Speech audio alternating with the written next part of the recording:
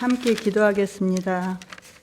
사랑과 은혜가 풍성하신 하나님, 일주일 동안도 저희들을 건강하게 지켜주시고 거룩한 주일 함께 모여 예배드릴 수 있도록 은혜 주시니 감사합니다. 사랑의 하나님, 우리의 연약함과 부족함을 아시는 주님, 하나님의 크신 사랑으로 우리를 품어주시고 죄와 허물을 끊고 주님 앞에 다시 한번 세임 받을 수 있도록 도와주시고 성령으로 충만케 하옵소서. 사랑의 하나님, 주님의 몸된 교회가 말씀과 사랑 안에서 굳건히 세워주시고 서로가 사랑으로 이해하며 품어주는 교회가 되게 하소서. 이웃을 사랑하며 실천하는 사랑의 공동체가 되게 하소서. 존귀하신 하나님, 우리나라가 공의와 정의가 바로 서게 하시고 불의와 거짓이 없어지며 주님의 진리가 드러나는 나라 되게 하소서. 사람을 귀히 여기며 존중하는 나라가 되게 하소서. 특별히 젊은이들과 청년들에게 긍휼을 베풀어 주옵소서. 꿈과 희망을 주시고 아버지, 악한 것들에 속지 않게 하시며 물질주의에 빠지지 않도록 도와주시옵소서. 믿음 안에서 올바른 생각을 할 수 있도록 지혜 주시고 오직 주님을 의지하는 복된 자녀들이 되게 하소서. 사랑의 하나님, 말씀을 전하실 목사님을 강건하게 하시고 주님의 말씀이 선포될 때 우리는 그 말씀을 듣고 더욱더 주님을 알아가게 하시고 우리의 삶 속에서 행함으로 살아갈 수 있도록 성령과 지혜와 용기를 주시길 간절히 소망합니다. 오늘도 우리와 함께 하시는 주님께 감사하며 우리를 구원하실 예수 그리스도의 이름으로 감사하며 기도드립니다. 아멘. 오늘 제목이 흘러들어오는 미래, 감사와 경축의 공동체라는 제목입니다. 제목이 좀 길죠. 저희가 이런 교회가 되기를 바라고 여러분의 삶에 이런 은혜가 있기를 바랍니다. 한번 따라서 해볼까요? 흘러들어온 미래, 감사와 경축의 공동체. 사랑하는 성화교회 성도 여러분, 오늘 우리가 함께 묵상할 본문은 요한복음 12장 1절에서부터 19절까지인데요. 읽기는 8절까지만 읽었습니다. 이 본문은 참으로 역동적으로 복잡한 장면들과 감정들이 교차하는 본문들이 있습니다. 그 안에는 베다니에서 마리아가 예수님의 발에 향유를 부어드리는 감사와 헌신의 장면도 있고요.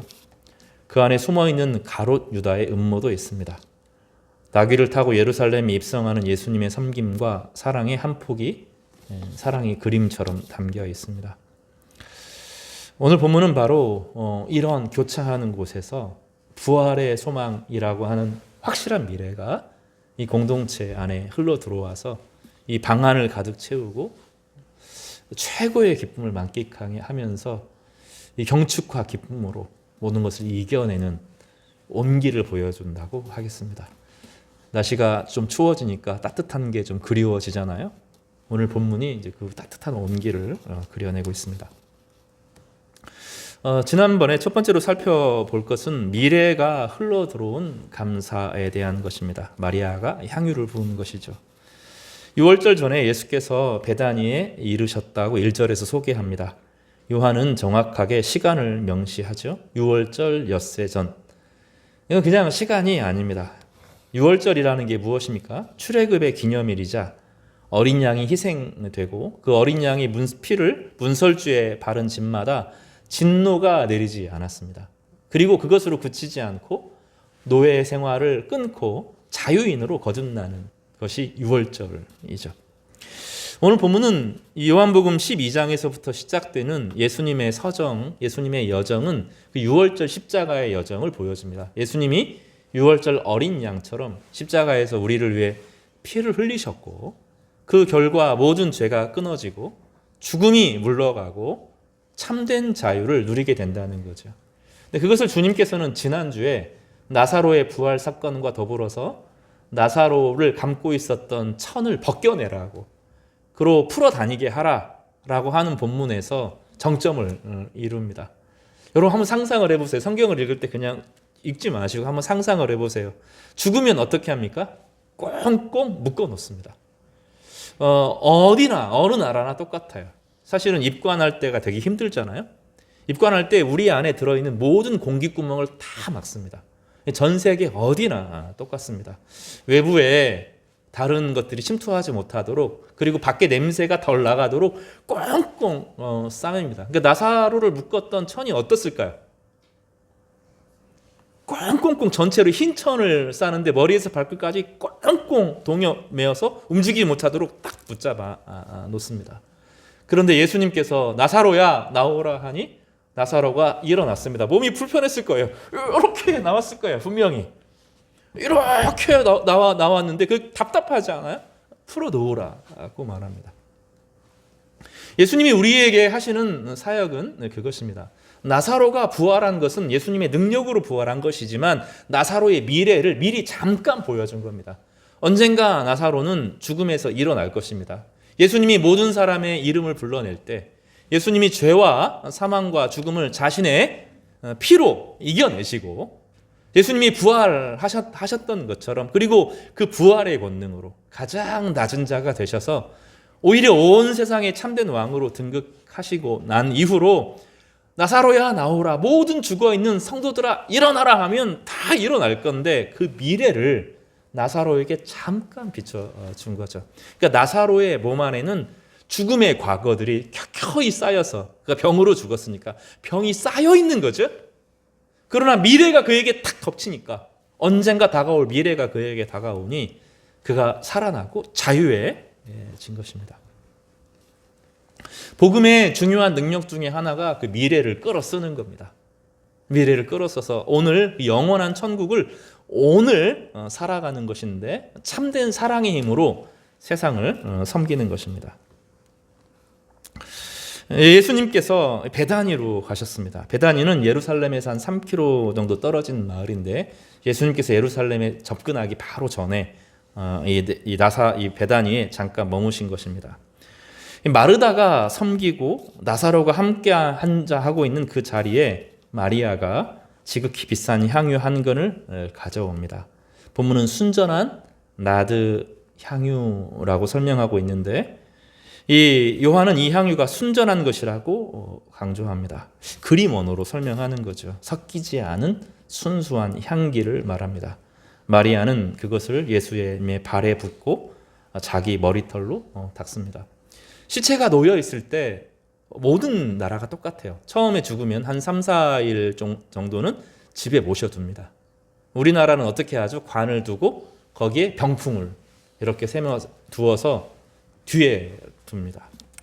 그러면 아무리 견고하게 입관을 하고 뭐 그래도 어떤 일이 벌어져요? 냄새가 스물스물 피어납니다. 그 냄새를 견디지 못하죠. 썩어요. 어디서부터 썩습니까? 장에서부터 썩어 올라오는데 그 독특한 냄새를 견디지 못하는 거죠. 바로 그 자리입니다. 그 자리. 예수님께서 바로 가셨던 그 자리는 시체 냄새가 가득했던 바로 그곳입니다. 그러나 예수님이 오셨을 때 마리아는 시체의 냄새가 이제는 다 나아가고 자기가 준비한 순전한 나드의 향기가 거기에 퍼져나가도록 나드 향을 깨트려 예수님의 발에 붓습니다. 머리칼로 그걸 씻어냅니다. 이 나드라고 하는 것은 인공 향수가 아니고요, 순전한 향수입니다. 이건 이제 네팔에서 나요.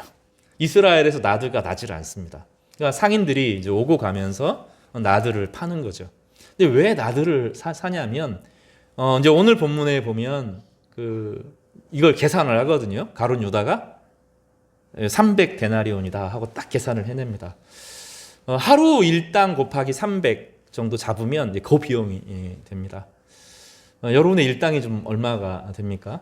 옛날에 10만 원이죠. 지금이야 15만 원, 20만 원 이렇게 되잖아요. 그거 곱하기 300 하면 됩니다. 그러니까 한 4,500만 원에서 한 6천만 원 정도 아주 값비싼 겁니다. 이거 한평생 모은 겁니다. 왜냐하면 돈을 쌓아둘 수가 없어요. 도둑이 오거나 뭐 할 때 가져가거나 불이 나거나 이럴 때 움직여갈 수가 없습니다. 그럼 젊은 여자들이 이제 그걸 꼬박꼬박 모을 수 있는 것이 금이나 이런 것도 모으기가 좀 어려워요. 나들을 모아요. 네팔에서부터 이제 오고 가는 상인들에게 돈 있을 때마다 조금씩 사서 모아둡니다. 이제 언제 쓰냐면 이거 결혼식 때 씁니다. 그래서 이제 혼수 자금 하는 거예요. 그러니까 여러분 혼수 결혼할 때 어떻게 해요? 통장 하나 마련해가지고 은행에 차곡차곡 돈을 모아놓고 이제 그 돈으로 결혼을 하잖아요. 옛날에 이제 유대인들은 이 결혼 자금을 위해서 나들을 모은 겁니다. 근데 그 중에서 이 마리아가 자기 결혼 자금을 꼬박꼬박 모아서 한 300데나리온의 분량처럼 한 근 정도의 엄청나죠. 그거를 이렇게 모아 놓은 겁니다. 이 장면을 이해하기 위해서는 문화적 맥락을 알아야 합니다. 여인이 공개적인 자리에서 머리를 푸는 것은 수치스러운 일이었습니다. 향유를 발에 붓는 것도 이례적인 것이었습니다. 보통 향유는 머리에 붓습니다. 그런데 마리아는 가장 낮은 곳 발에 향유를 붓고 가장 귀한 것 자신의 머리털로 그 발을 닦아냅니다. 여기에 우리는 묻지 않을 수가 없어요. 마리아는 왜 이랬을까? 왜 이렇게 극단적인 헌신을 보여주었을까? 본문은 명쾌하게 이야기를 합니다. 나사로가 죽은 자 가운데서 살아났기 때문입니다. 마리아는 죽음의 공포를 경험해서 사람이 죽어가는 것 옆에 대단히 힘든 일이에요. 모든 죽어가는 과정을 겪고 병이 들어서 사람이 자기 오빠가 혹은 자기 동생이 죽어가는 부모가 아니고 아주 가깝게 지냈던 사람이 죽어가는 이것은 너무너무 고통스러운 일입니다. 죽음이 스물스물 한 사람 한 사람을 잠식해가는 것을 마리아는 살펴보았습니다. 어떤 노력도 기대도 무너지고 결국은 숨을 멈추는 그 순간을 경험합니다. 사랑하는 오빠의 죽음 앞에서 절망했습니다. 그런데 예수님께서 찾아오셔서 그 죽음을 생명으로 바꾸셨습니다. 그때 무엇을 압니까? 예수님이 생명의 근원이구나. 예수님 안에 생명이 있구나 하는 것을 마리아가 딱 보았습니다. 그러니 마리아는 이미 부활을 경험한 사람입니다. 다시 말하지만 모든 부활은 미래에 일어날 사건입니다. 미래에. 우리 영원한 미래에 일어날 우리의 마지막 종말에 일어날 사건입니다. 그런데 그것을 가져와서 미래가 흘러 들어와서 한 영혼을 바꾸어 놓은 사건을 경험한 겁니다. 육체 가운데 임하는 사건을 보여준 것이고 죽음을 상징하는 흰 천이 풀어지고 한 갇혀있던 사람이 딱 풀어져가는 그런 경험을 하는 것이죠. 복음 안에 이런 일들이 늘 일어나곤 했습니다. 요즘같이 복음의 능력이 사라지고 성령의 능력이 상실되는 이 시대에 성경을 자꾸 지적으로만 이해하게 되는 시대에 살아가게 될 수밖에 없지만 복음이 능력 있게 선포될 때 하나님께 성령의 능력으로 많은 사람들을 풀어주었습니다. 병에서 고침받는 것만이 아닙니다. 우울증에서 치료되기도 하고 인생의 깊은 슬픔과 절망에서 사람을 풀어내기도 합니다. 하나님의 기쁨이 그 안에 들어오고 소망으로 인생을 살아가기도 했습니다. 저는 이번 주에 이제 어떤 그 목사님들 모임, 선교사님들 모임에 한 2박 3일 정도 좀 다녀올 기회가 있었습니다. 거기에서 이제 지금 아주 유명한 찬양팀인데 제가 그 찬양팀 이름은 말하지 않겠습니다. 거기 유명한 찬양팀 리더로 한동안 오래 섬겼던 한 지체가 있었습니다. 이제 그 지체의 이야기를 좀 알게 됐는데 청소년 글로리 얘기를 딱 하더라고요. 자기가 청소년 시절에 글로리까지는 아니어도 복수가 이만큼 차올라서 내가 이런 마음을 가졌을 때가 있었다는 거죠. 그리고 학폭을 아주 오랫동안 학폭을 당했다는 거예요. 여러분, 몇 번 맞았구나. 이게 아닙니다. 사람은 맞으면 그 비참해집니다. 수치심을 경험합니다. 아픈 것도 아픈 건데 공포를 경험합니다. 공포. 나보다 크지도 않은 사람들이 집단으로 자기를 괴롭히면 사람들은 공포에 젖는데 이 공포의 감정을 한 번 경험하고 나면 머리에서 떠나지 않습니다. 왜냐하면 이 기억이라고 하는 것은 뇌에 각인되는 것이기 때문에 한 번 그 공포를 경험하면 쉽게 벗어나지를 않습니다. 너무너무 힘들었다는 거예요. 근데 예수님을 깊이 경험하고 또 이제 신학을 공부하고 음악을 공부하고 그 계기를 통하여서 찬양 사역자로 살아갑니다. 아주 유명한 우리가 다 아는 그런 곡들을 만들고 지금도 적극적으로 찬양 사역을 하는 것을 보았습니다. 복음은 그런 것입니다. 이 사람은 술에서 절대로 못 벗어나 인백여서 술이 그를 늘 망쳐. 이 사람은 도박을 끊을 수가 없어. 이 사람은 그 분노를 극복할 수가 없어. 사람에게 핵심 경험이 있거든요. 사람마다 자기를 형성하는 핵심 경험이 있어요. 어릴 때 정말로 사랑을 많이, 특별한 경험 가운데 사랑을 많이 받은 사람은 어디에 있어도 그 핵심 경험이 자기를 정의합니다. 아, 나는 받는 사람이야. 이런 거예요. 어릴 때 예뻤던 사람이 있어요. 이제 얼굴이 변해가지고 좀 모양이 좀 안 좋아졌는데 어릴 때 사랑을 너무 많이 받아서 자기 머릿속에는 사랑받은 경험이 그를 꽉 지배하고 있는 거예요. 행복해요. 늘 하하하 웃습니다.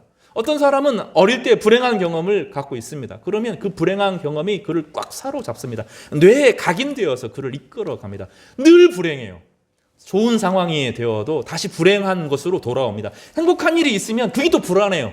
다시 불행해지는 자기로 돌아와야 안심하고 그 우울한 감경 속에서 살아가는 것이 사람입니다. 이게 사람의 본성이죠.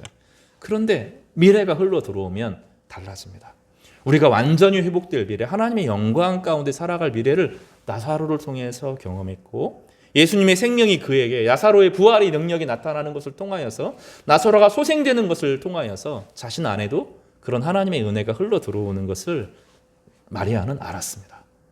마리아는 죽어가는 자기를 살아가는 것이 아니라 회복될 자기, 영원한 하나님의 백성으로 하나님의 자녀로 살아갈 하루하루를 이제 살아가는 것입니다. 다시 말하면 죽어가는 미래를 향하여 나아가는 것이 아니라 그 영원한 미래를 가져와서 오늘을 살아가는 것입니다. 여러분에게 좀 그런 일이 있으면 좋겠는데 우연히 저는 그런 일이 안 일어날 것 같아요. 저는 로또를 사본 적이 없어서 사실 살 생각도 없었어요. 만약에 여러분이 어느 날 로또를 친구에게 선물을 받았는데 뭐 그럴 때 있잖아요. 잔치집에 가거나 결혼식에 갈 때 오늘 좋은 날이니까 로또 선물 딱 받았다고 생각을 해보세요. 근데 보니까 번호가 하나씩 둘씩 맞아가기 시작해요. 딱 맞았어요. 생각만 해도 기쁘죠. 너무 행복해 하시는데 그런 일이 일어났어요. 그래서 이제 은행에 가서 찾기만 하면 돼요. 그러면 그 미래가 내 안에 아직 돈을 찾지는 않았어요.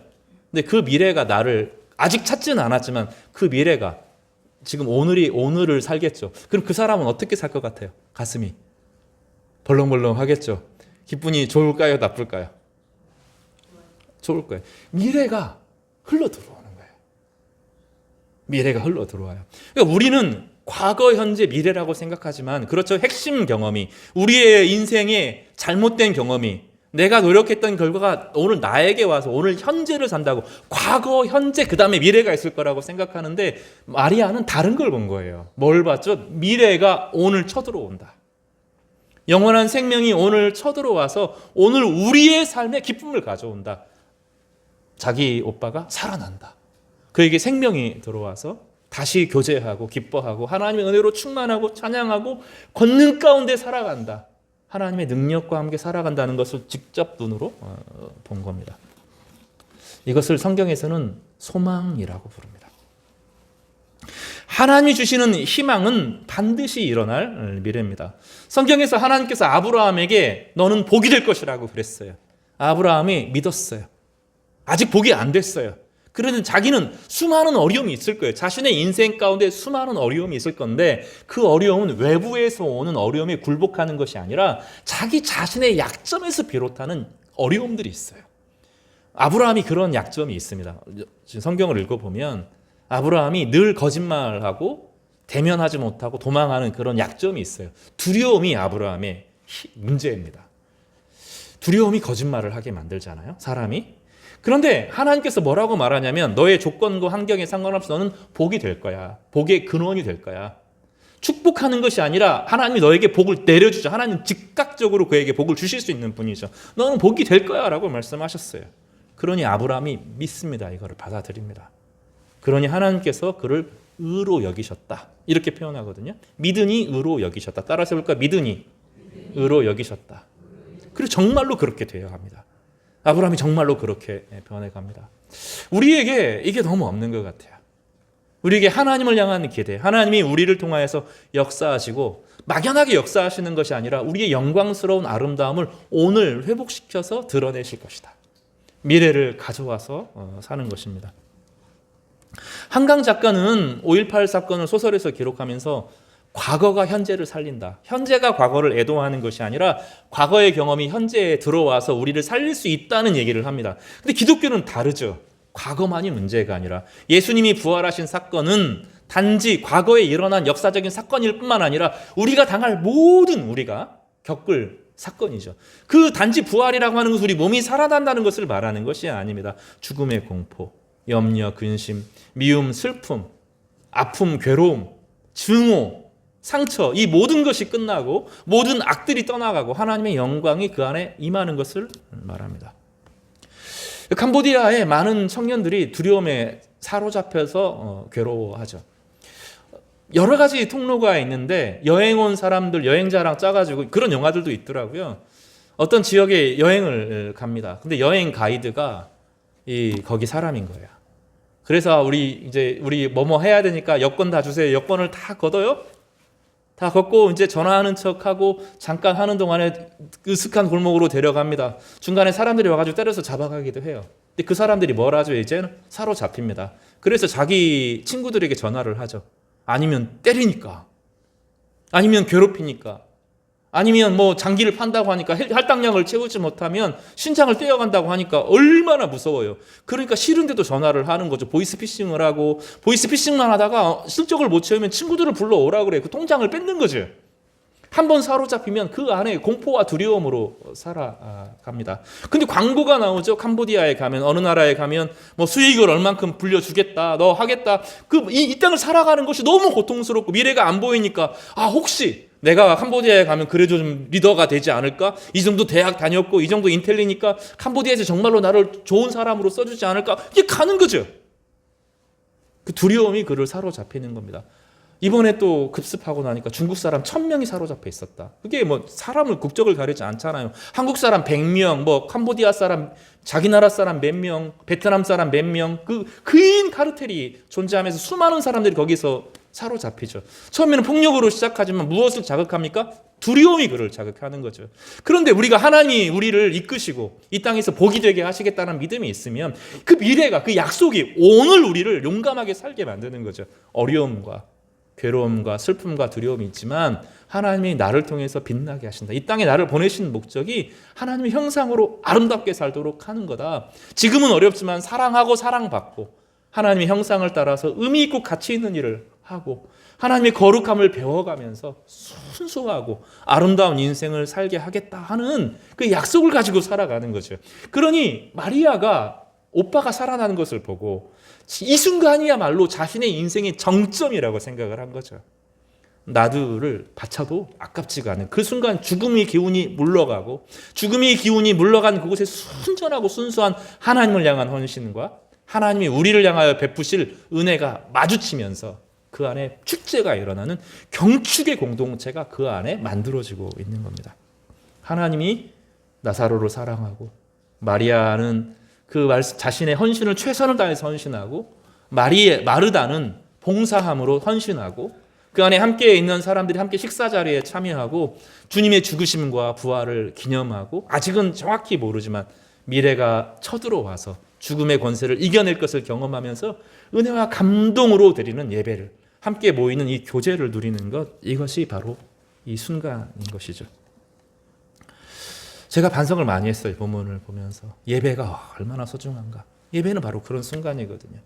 하나님의 영광이 비추어내고 죽음의 권세가 떠나가고 예수님의 십자가가 선포되어지고 영원한 하나님의 나라가 예배를 통해서 경배하는 최고의 헌신을 통해서 하나님이 우리를 향한 헌신이 십자가잖아요. 더 낮은 자를 향하여서 자신의 모든 것을 내어준 헌신이 우리의 예배의 헌신과 맞부딪히면서 죽음을 이기고 생명이 이기는 이것이 예배거든요. 한편의 예배를 위하여서 어떤 기도와 어떤 찬양과 어떤 말씀과 어떤 봉사와 어떤 삶이 어우러져서 드려질 수 있겠어요. 그리고 그 예배 가운데 하나님의 영광이 임하면 우리 안에 두려운 것들이 우리의 우리를 붙잡고 있는 그 핵심 경험이 사실 대부분 두려움인데 이 두려움이 물러가고 우리의 우울함이 떠나가고 그 안에 하나님의 기쁨이 충만해지는 것이죠. 하나님이 우리에게 희망을 주신다 하는 것은 단순한 낙관주의가 아닙니다. 이것은 하나님의 아버지 되심에 대한 약속입니다. 하나님은 우리를 향한 생각을 가지고 계십니다. 그 생각은 평안이지 재앙이 아닙니다. 아버지는 자녀를 향한 계획을 가지고 있습니다. 모든 부모는 자녀를 향한 선한 계획을 가지고 있습니다. 마리아도 그것을 알았습니다. 예수님이 죽으실 것이지만 그것이 끝이 아님을 알았습니다. 부활이 있음을 알았습니다. 그래서 그녀는 지금 향유를 부을 수 있었습니다. 자신의 인생의 정점에서 최고의 헌신으로 부활의 주이신 예수님을 기념하고 기뻐하는 것, 이것이 마리아의 예배였던 것입니다. 마르다는 어떻게 했어요? 봉사함으로 그 순간을 빛내게 합니다. 마리아는 헌신함으로 그 일을 빛내게 합니다. 나사로는 기쁨으로 그 일에 동참합니다. 예수님은 그 식사 자리에 참여하면서 복을 그들에게 선포하십니다. 신앙도 마찬가지입니다. 우리에게는 반드시 일어날 사건이 있습니다. 부활이죠. 하나님 나라의 완성이 임하게 될 것입니다. 예수님의 재림이 있습니다.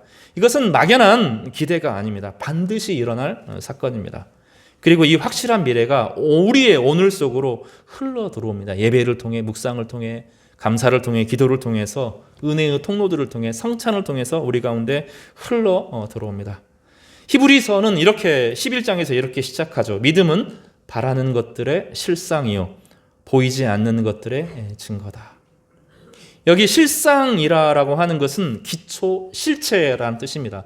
우리는 현실에 되어진, 현실의 객관적인 현실에서 우리의 믿음을, 삶을 시작하는 것이 아니라 하나님이 살아계신다. 하나님이 우리의 아버지가 되신다. 하나님이 우리의 모든 죄악과 사망에서 우리를 이기게 하신다라고 하는 믿음 위에 우리 인생을 세우는 것입니다. 되게 중요한 일이죠.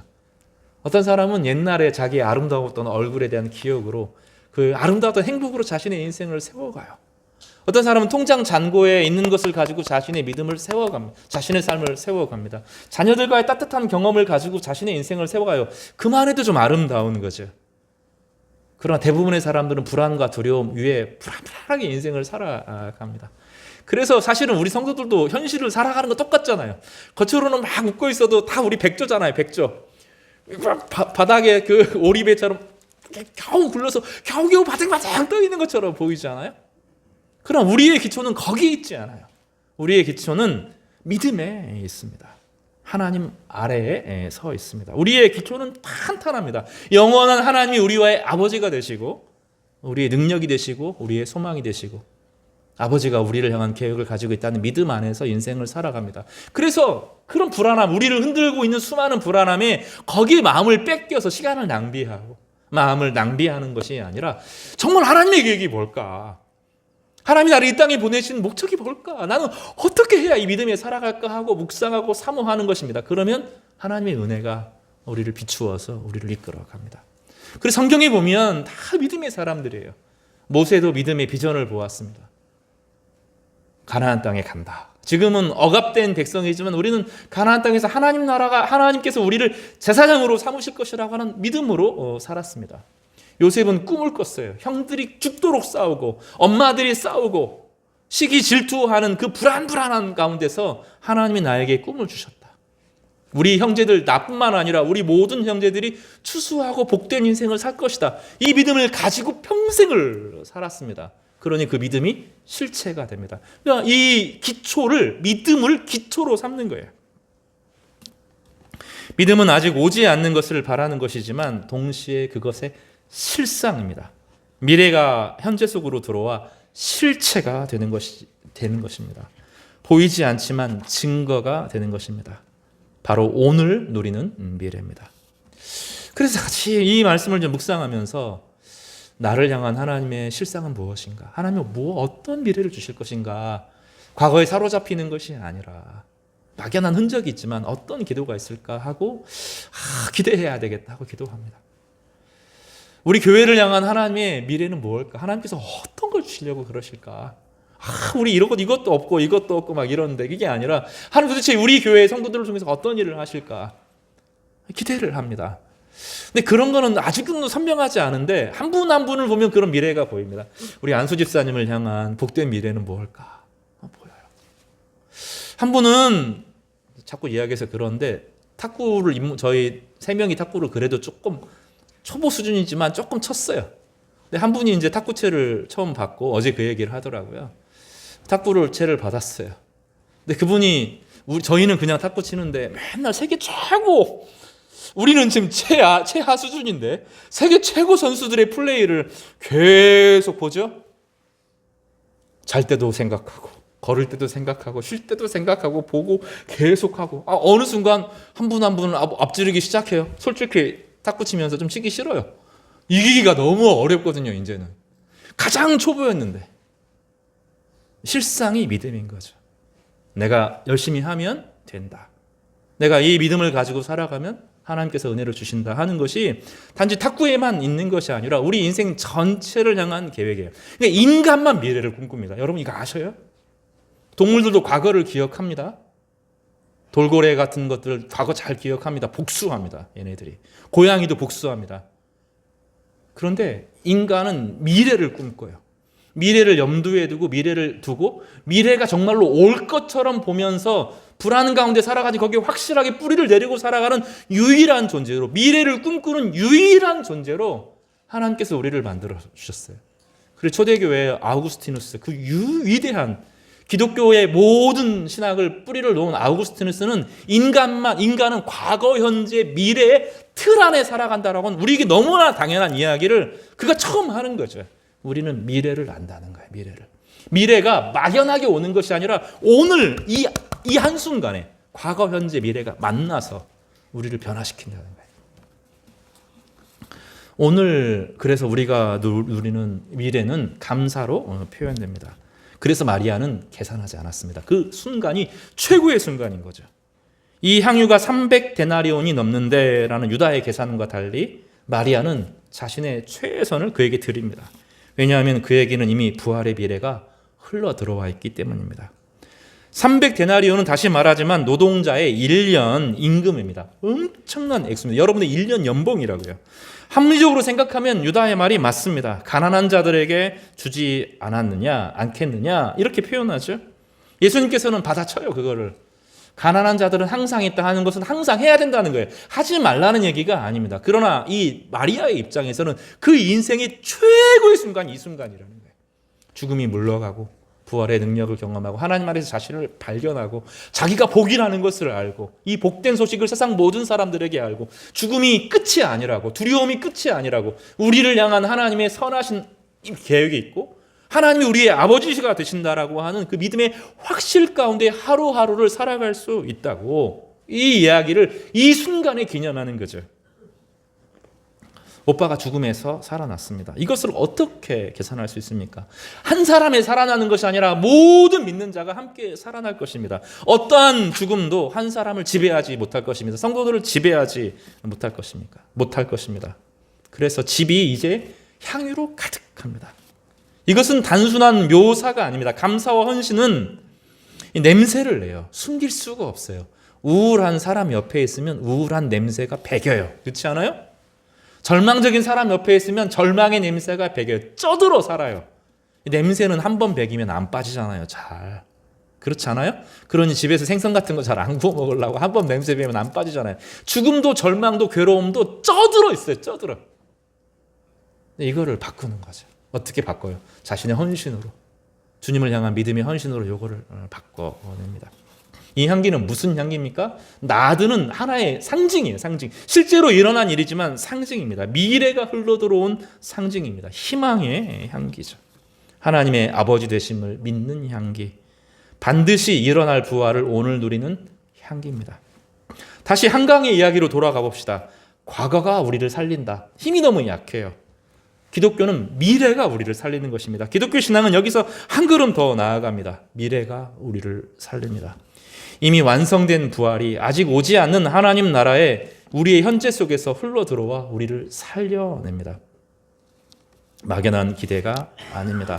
하나님의 약속에 근거한 확신입니다. 다시 말하는 것처럼 하나님이 우리를 향한 생각은 재앙이 아니라 평안입니다. 하나님이 우리에게 주시려고 하는 것은 살아있는, 진짜 가치 있고 팔팔하게 움직이는 생명체 같은 거죠. 그래서 제가 계속 여러분과 함께 나누는 그 본문이 그 본문이에요. 우리 그 본문 다시 읽어볼까요? 하나님께서 우리에게 주신 것은 두려워하는 마음이 아니요 오직 능력과 사랑과 끝까지 책임지는 마음이다. 여기 근신한다라고 하는 것은 부지런함이고 최선을 다하고 포기하지 않는, 정확히 말하면 사랑을 포기하지 않는 열정이거든요. 하나님께서 우리에게 주시는 것은 두려워하는 마음이 아니고 그 일을 감당할 수 있는 능력과 사랑과 포기하지 않고 끝까지 감당할 수 있는 힘입니다. 오늘 이 마리아는 이것을 경험하고 누렸습니다. 그것을 선포하기를 바랬는데 자신이 할 수 있는 최선의 헌신으로 나드 한 근을 깨뜨려서 예수님께 드리고 희망이다. 우리 모두에게 보여주는 것입니다. 주님 안에 희망이 있다. 주님 안에 소망이 있다. 주님 안에 생명이 있다. 주님 안에 능력이 있다. 죽음의 향기를 몰아내고 생명으로 채워라 하고 이 향기는 퍼져나가잖아요. 막 멈출 수가 없는 것. 그 공간 전체를 꽉 채우는 그 향기를 우리 가운데 보여준 것입니다. 지금은 우리에게 성령이 그 역할을 감당합니다. 아무리 어두운 곳에 있어도 주의 영이 임하면 우리 마음이 기쁨으로 가득합니다. 아무리 두려운 곳에 있어도 성도들이 함께 찬양하면 그 공간 전체가 기도의 향기로 가득 찹니다. 성경에 보면 기도와 찬양을 향기로 표현했는데 기도와 찬양 가운데 공동체 전체가 꽉 차는데 죽음을 이겨내고 절망을 이겨내고 슬픔을 이겨내고 과거의 상처를 치료하는 능력의 소망이 되는 것입니다. 말씀 정리하겠습니다. 사랑하는 우리 성도 여러분, 죽음의 향기가 여러분을 지배하지 못하게 쩌들어 살지 마시기를 바랍니다. 믿음의 향기, 부활의 향기를 밝히시기를 바라요. 하나님의 말씀을 읽을 때마다, 찬양할 때마다 그런 역사가 일어날 것입니다. 믿음은 바라는 것들의 실체고 기초가 될 것입니다. 그 기초 위에 여러분의 인생이 세워지는 은혜와 축복이 있기를 주님의 이름으로 축복합니다.